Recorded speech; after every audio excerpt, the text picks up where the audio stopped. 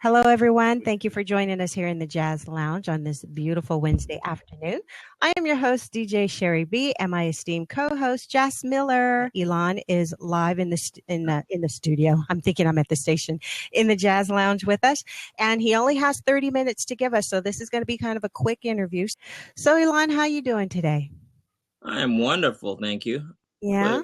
Beautiful day in Boston, about 75 degrees. Ooh, that is nice.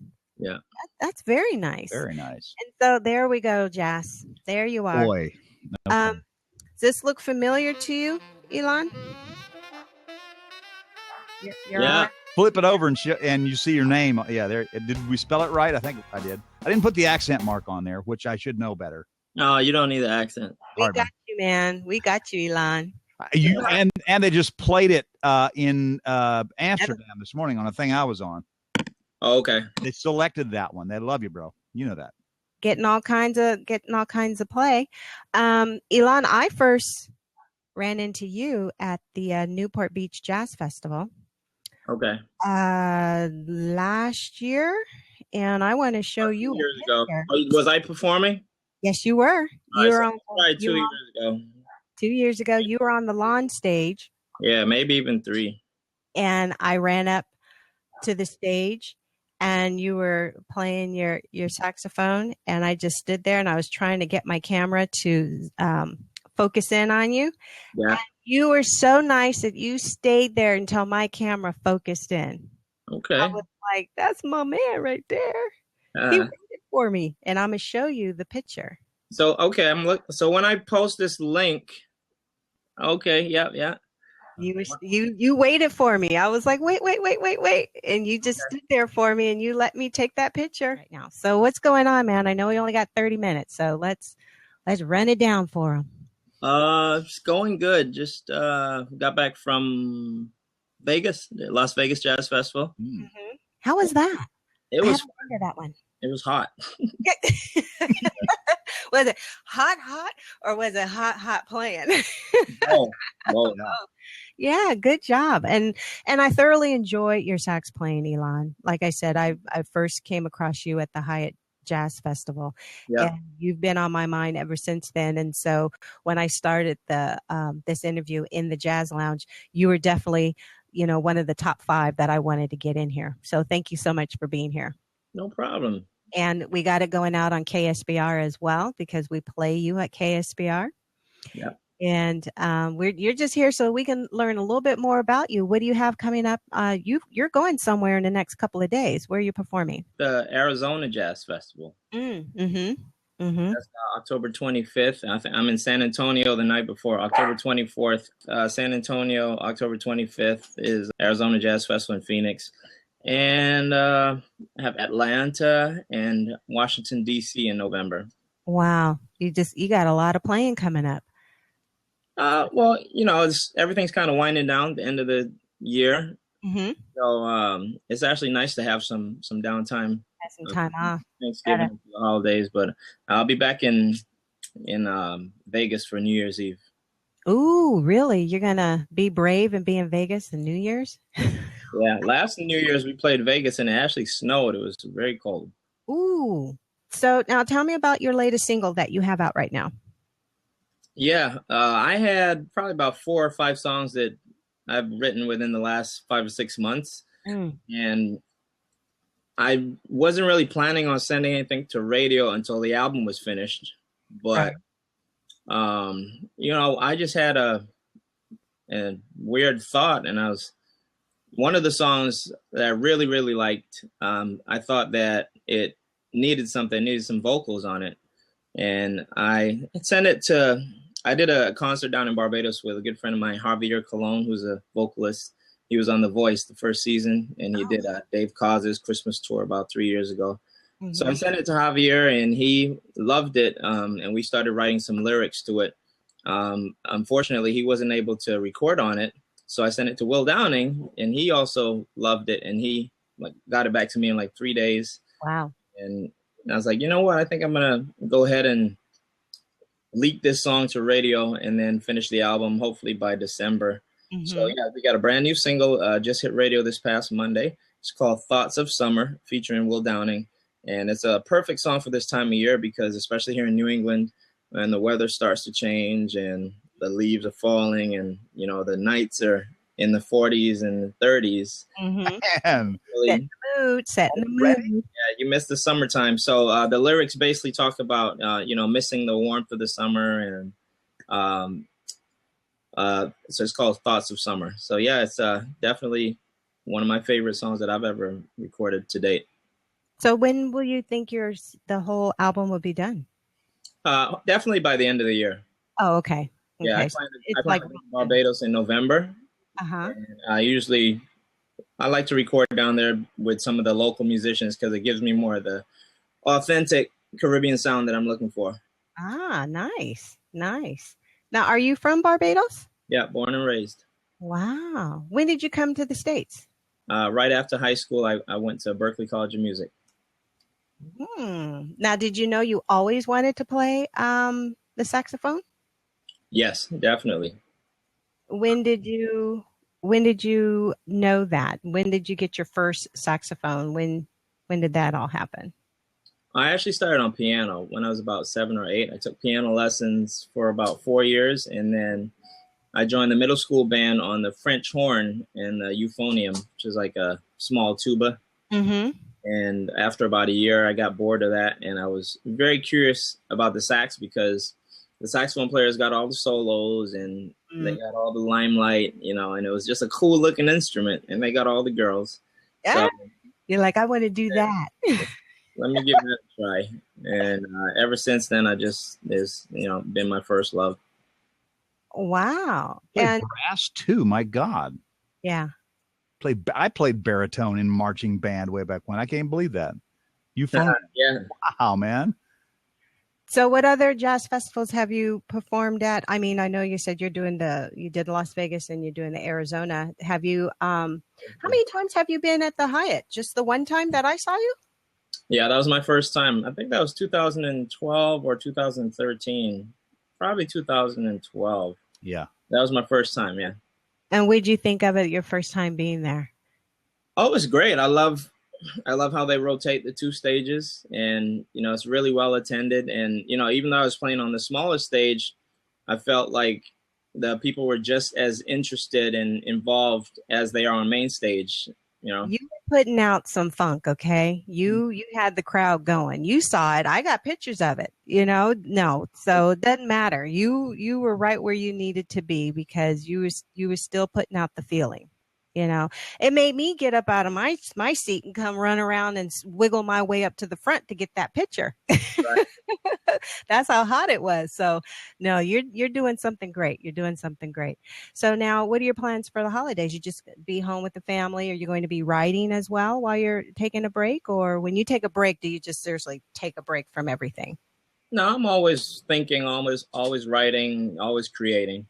But you know, as I said, I plan to go home probably a little bit before Thanksgiving. There's a food, wine, and rum festival in Barbados, like the third weekend of November. Mm-hmm. And I've been partnering with the Barbados Tourism Board because they sponsor my event, Elan Trotman Jazz Excursion, Barbados Jazz Excursion. Nice. So I'm, you know, talking to them about partnering and going to their event to help promote my event, and also to do some recording and also to see my family down in Barbados. So, you know, I'm just hoping that we can finish the album. I only need about 4 or 5 more songs. So, and yeah, that's about it. Holidays, you know, my in-laws are in New York, upstate New York. We go down there and hang out and relax. So we'll see. Yeah. So any invitations for a jazz cruise? I'm doing a Cause Cruise in February 2016. Are you really? Congratulations. That's a good one to be on. Yeah. Yeah, That's my great. third time doing Dave's Cruise. And Excellent. actually, Barbados is one to stop, so I get to go home for one day. Hey, pop in, pop out. How y'all doing? Yeah. Got to get back on the road. Well, that's great. So now, any thoughts of making a Christmas CD? I know it's too late for that now, but you might be able to throw I it. did one a long time ago. Probably, it's called a Reggae Christmas. Probably 2005, 2006. And it's on my website. It's available for download only. Some of my favorite Christmas carols in just reggae style. But, you know, I try to stay away from what everybody else is doing, because you're kind of limited when you do a Christmas album. You know, it's like, how many times can you, or how many different ways can you play Jingle Bells? Your way. You play it your way. Yeah, it's a little played out. There's a couple of artists that said the same exact thing. They're like, everybody's already done them. Who wants to hear Little Drummer Boy again? You know, and it's like, but it would have your twist on it, you know. So you can't beat the classic recordings, you know, the Nat King Cole's and the, you know, Johnny Hartman's. You can't beat those. I would never want to reinterpret a song after they did it, because it's those are the songs that I put on at Christmas time, you know, and those are the songs that get me in the Christmas spirit. So I see. Okay, I didn't look at it from that point of view. So all right, hey, you set me straight. Thank you, I appreciate that. So, is there anyone that you always wanted to play with that you haven't performed with yet? I've been pretty fortunate. I'll probably say 70 to 80% of the people that were on my bucket list, I've actually had a chance to work with in some capacity today. Yeah. So, you know, there's the usuals, like, you know, Stevie Wonder and Prince. You know, I mean, those are the living legends and, you know, the icons. But I'm pretty pleased with, you know. Yeah, you've been everywhere. You play with a lot of people. You have. Yeah, I didn't know if there's one you haven't played with, you know? Right. Yeah, so cool. That's nice. So, Jas, I'm sure you have a question or two that you would like to ask Mr. Elan. Hey, speaking to that, tell me about working with Jamie Foxx at the Arizona Jazz Festival a few years back. What'd you have to do for that? I mean, you were working with who? Brian Simpson was the music director, I think, wasn't he? Yeah, Brian was a musical director. It was a Ray Charles tribute. Yeah. Okay. So was it read, or did you get a chance to blow, or how'd that work out? It was mostly pre-written arrangements, and we just did, you know, probably about 12 Ray Charles compositions. It was like probably about a 12-piece band with, you know, horns and strings. Yeah, man. Yeah, so it was nice. Okay, sweet. So would you consider yourself to be a really fluent reader, or do you blow more these days? Or that was a rare instance where I actually had to read charts and scores. I'm usually in a position where I'm playing my own music. Yeah. If I do have to learn somebody else's music, most of the time, like Brian Culbertson or Keiko Matsui, I respect the artist enough to memorize their music. So I'll make sure I know it well enough that I don't need to take the music on stage with me. Right on. Especially if you're playing with somebody like Brian Culbertson, where it's all about choreography. You can't be limited to a music stand because there's so much moving, and you know, so you gotta already know the music and focus on more of the execution of the performance and the entertainment part of it. So I always try to memorize people's music before I get on stage. You know, Earl Klugh, Keiko Matsui, Jonathan Butler, whoever it is. I want to let them know that I took the time to really study their music and own it before I get on stage. Dig that. You've got so many chops in your head too, man. I mean, who are your fave sax players? Yeah. Well, growing up, it was definitely Grover Washington Jr. But once I got to Berklee, and I definitely tried to dig in a little deeper to the 40s and 50s, the Coltrane's and Charlie Parker's and Dexter Gordon's and Sonny Stitt, Sonny Rollins. I really tried to dig into the history of the saxophone and the history of jazz. So I try to go as far back as possible. It comes through in your playing, man. I mean, even that stuff you did for me. I mean, it's like you take that and modernize it, you know, bring it into the contemporary era. It's really cool. Well, thanks. Well, that track I played on for you, I had to put a little extra gravy on it for you. You did, and thank you. Yeah, Elan there are 14 tracks. He's the whole section. That's amazing. Oh, yeah. Oh, man. And you did that in what, like, 20 minutes? Or, I mean, I think you spent probably 3-4 hours on it, huh? Yeah, a couple hours. Yeah, but I love recording, man, especially if it's, a track that I'm feeling, and I'll keep putting stuff on it until I feel like it's where it needs to be. I loved it. Thank you very much. We need to do some more if you got time. Sure, man. Yeah, I know. It sounded good. It's one of my favorites. I just told Jas earlier. I said, "Oh, I never told you my favorite songs on your CD," and Yeah, that was one of them. Everybody picks that one. It was amazing. Sounded really good. It's all you, brother. So, okay, so we're gonna let you go because we're probably at our 30 minutes right now. And okay. But I definitely want to invite you back into the Jazz Lounge when you have a little bit more time, so we can and do a real one, because this is really taken off, Elan. Everybody is loving, Sherry's concept, plus the fact that it's KSBR branded, blah blah blah. I mean, it's only 3 weeks, almost 4 weeks old, give or take. But man, this is. Let me know if you guys need anything. I definitely support. Okay. All right. Well, I'm gonna write that down. I'm putting down this day. Elan said, "My support." I think you recorded it, didn't you? Oh, I wanna ask you. You've heard about our birthday bash, right? Yeah, I've done that like the last 4 or 5 years. What? Yeah. I'm there. It's usually the same weekend as the San Diego Jazz Festival, so sometimes I'll pop in and pop out. Oh, okay. See, maybe that's what. Well, see, I work in the ticket booth, so I don't get to see the show. You guys say hi to Brian Simpson. Hey, Brian, what's up? This is Jas Miller, man. How you doing, brother? Hey, man. How you doing? Not bad. Oh my gosh, Brian, I want to reach out to you and interview you. All right, I'll connect you guys.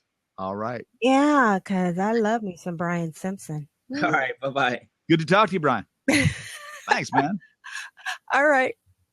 Okay, well, that was it, everyone. That was that was Elan Trotman, and who do we have coming up next? Tomorrow we have Paul Taylor at 11 in the morning. So thank you, everyone, for being here. That was a really quick interview, but he'll be back. Sherry, you are the Elan Trotman of radio. So he's as busy as you are blowing signs. I don't know. Let me go ahead and close this out, but you stay right here with me, Jas. Thank you, everyone, for being here. Meet us right back here tomorrow at 11 a.m. with Paul Taylor in the Jazz Lounge. I appreciate each and every one of you. If you missed any of this broadcast, please check it out on the replay. Have fun.